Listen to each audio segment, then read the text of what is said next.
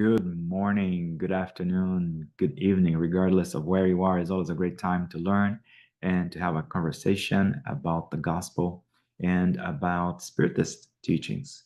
Today, we're going to go over chapter 16 of the book Our Daily Bread. The title is Who Do You Obey? And is brought to us by the Spirit of Emmanuel.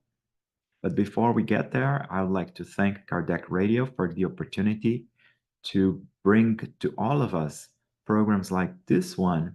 Kardec Radio is available in several social media platforms, including the X platform, which was formerly known as Twitter. Before we begin, as always, let's close our eyes in prayer and thank the Lord for the opportunity that He has granted to all of us to always discover new things and to experience new new things in our lives and to learn from those and to improve ourselves through such experiences. So be it. Thank you. So I'd like to start here this lesson by reading Hebrews 9:5-9. And it goes like this. And once made perfect, he became the source of eternal salvation for all who obey him. So this was a letter from Paul sent to Hebrews, and it's kind of interesting because the first thing that Paul reminds us is that Jesus, in this case, he's referring to Jesus. Jesus was once made perfect.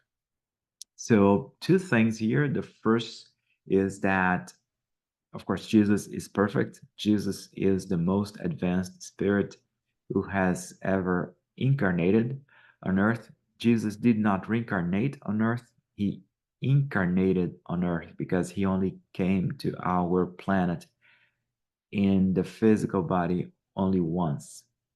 And interesting also is that he was once made perfect. So at some point, Jesus met that level of perfection. Then the second point here is that he became the source of eternal salvation. So, of course, for other belief systems, salvation means you attaining, sometimes immediately, a level of happiness and plenitude. And of course, as spiritists, we understand that salvation is a journey. It is a process that wherever stage we are, of course, we start being simple and ignorant spirits, as described in the Spirits book, and then we reach our level of perfection, and that is our understanding what salvation means. So Jesus, he became the source of eternal salvation, and now it ties back to the last portion of this verse. He became the source of eternal salvation for all who obey him. So I like this because Jesus became the source of eternal salvation if you obey him, if you follow his principles. So going back to the Spirit's book, the Spirits instruct us that our motto is Jesus. He is the most perfect Spirit that came to earth and who walked amongst us. So he is that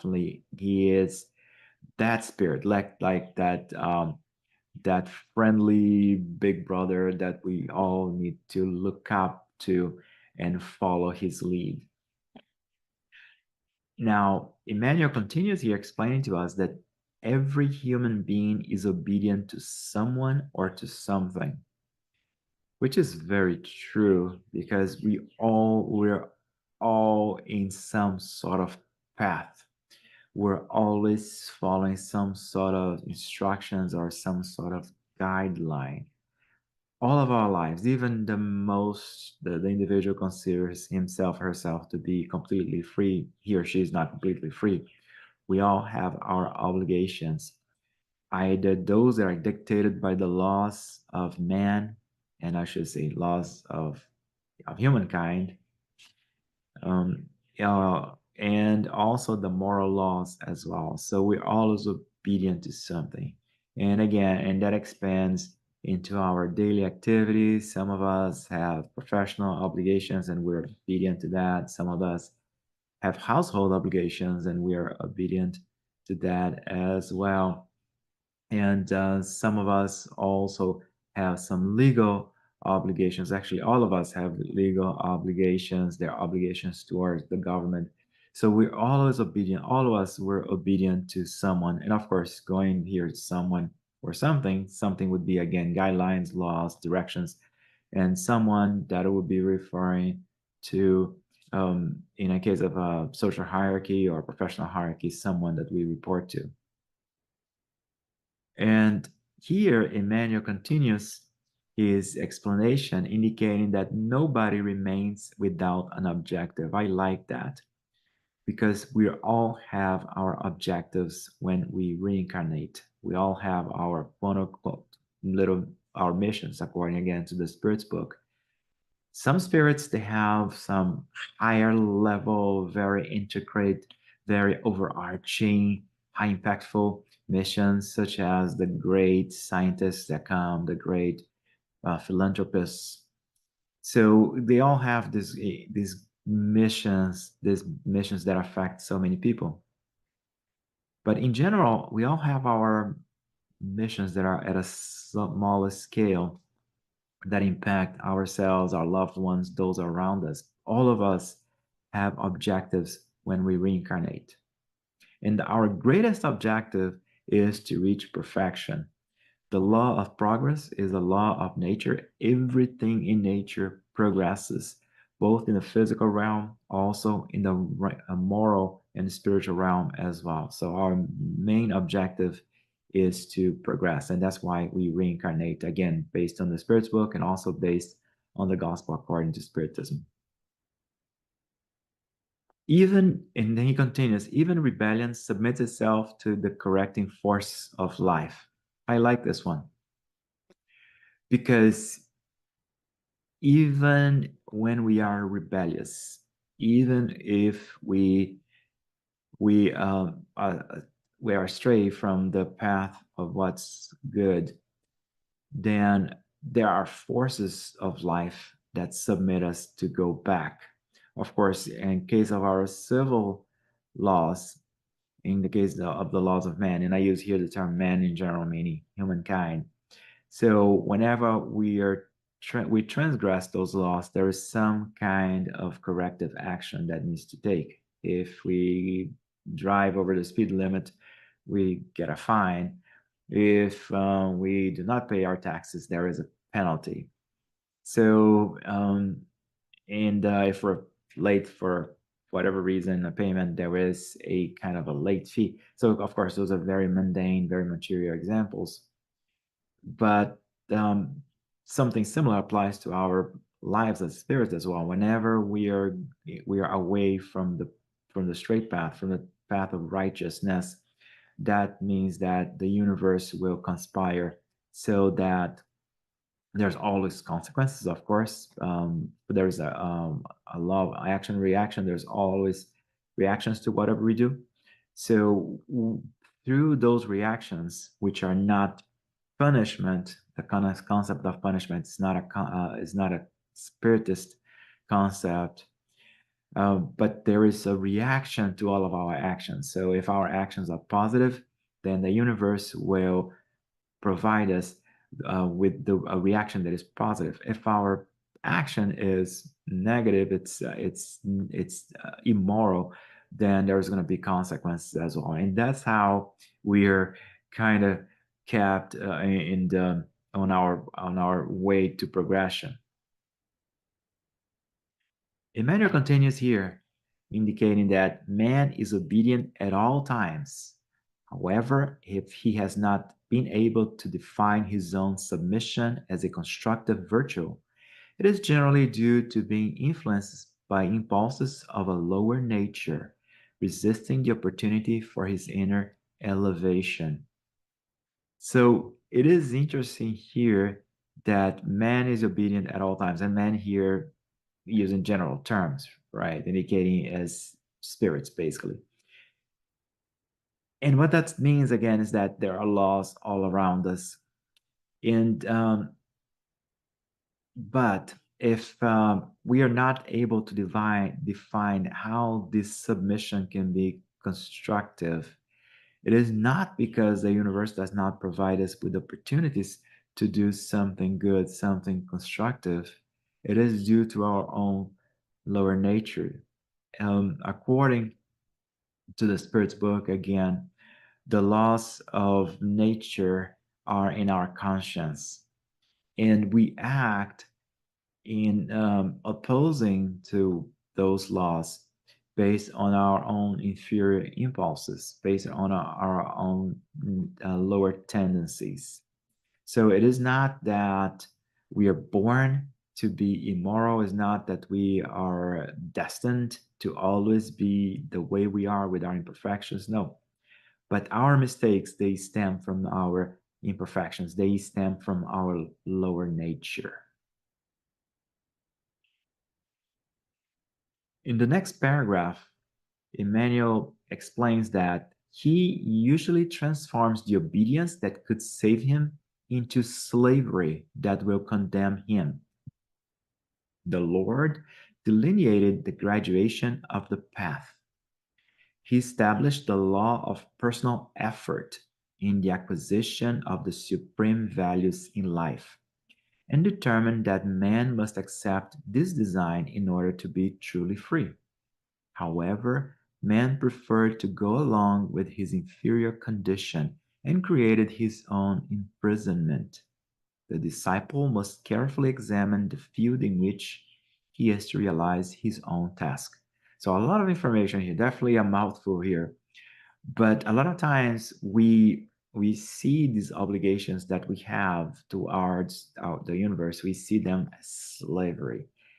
We are so focused on them, and instead of seeing those as opportunities, we see those as chains that bound us, which is not really true, because God, he delineated a graduation of the path, so meaning we're going to go in stages. So whatever we go through, whatever we have to do, whatever our mission is in this present life, it is a graduation to the path of life, a graduation for progress. And Emmanuel here mentions that God established the law of personal effort. So the same way that Jesus became perfect through his own efforts, again, Jesus being our model, all of us will become perfect as well. Remember that God, that Jesus mentioned that we are gods, and whatever he can do, we will be able to do at some point.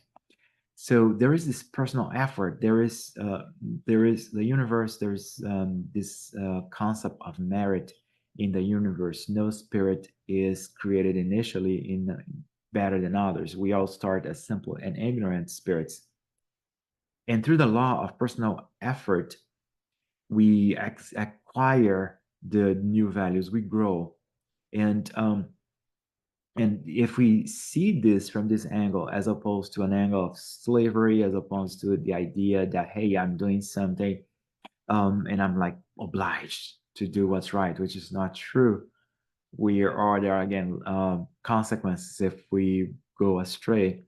So we see here that if we see it in a different manner, if we see, okay, yes, I'm going through effort, I have some obligations in this life. I'm gonna go through some processes and some experiences in life which might not be the best, might not be fun, but there is this end goal, which is my perfection.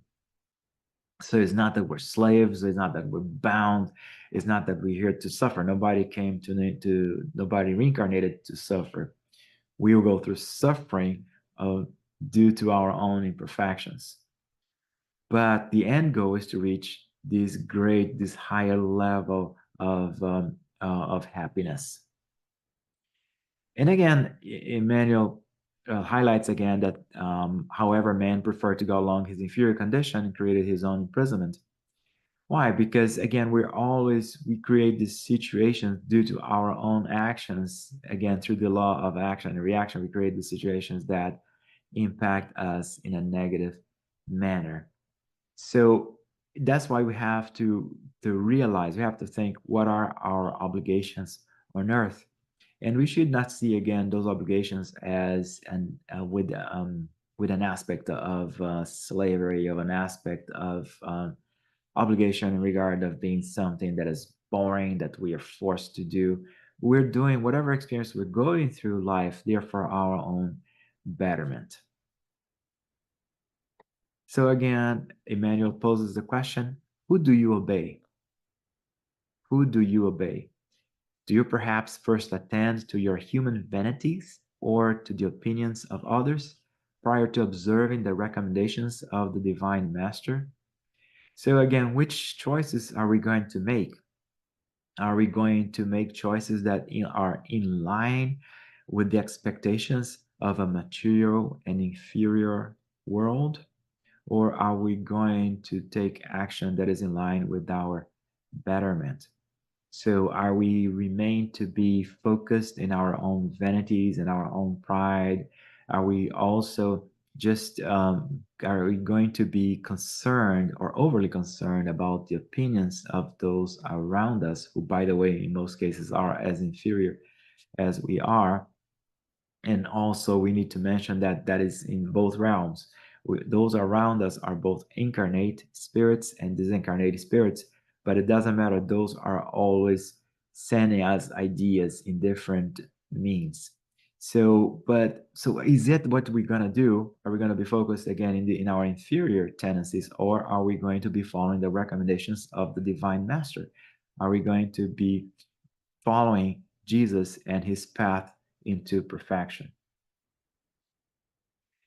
Emmanuel finalizes here, indicating that it is always advisable to reflect in this regard, because only when we follow the living teachings, sorry, only when we follow the living teaching of Jesus in every sense can we liberate the enslavement of the world in favor of eternal salvation. So it's kind of interesting. We have to think about this, because the world has this idea of imprisonment, which is not necessarily true, but we can be imprisoned by, again, by our own vices, our vanity, again, our pride, our selfishness, and so many others. They imprison us because they circumscribe what is it that we can do or not do, as opposed to the teachings of Jesus that open our minds into what's good, into righteousness, and they help us connect to higher spirits, to higher spheres. And this way we have a broader perspective of our lives, which are not just in this particular incarnation, but which span through a series of incarnations, of a series of physical and, at some point, less physical experiences that lead us into this path into happiness. I hope you liked this particular lesson from Emmanuel. It's a lot for us to reflect on. I would like again to thank Kardec Radio for the opportunity for us to have studies like this one. And remember always to click the subscribe button and the little bell button, so you may be notified of programs like this one and so many other programs that Kardec Radio offers to all of us. At this moment, let's close our eyes and connect with our spiritual friends who are always with us and who are always remind us of the necessity for us to stay on the path of righteousness. May we connect with those and always remember that no matter how difficult situations might present themselves to us, there's always a way out, and especially there's always a moral and correct way to act.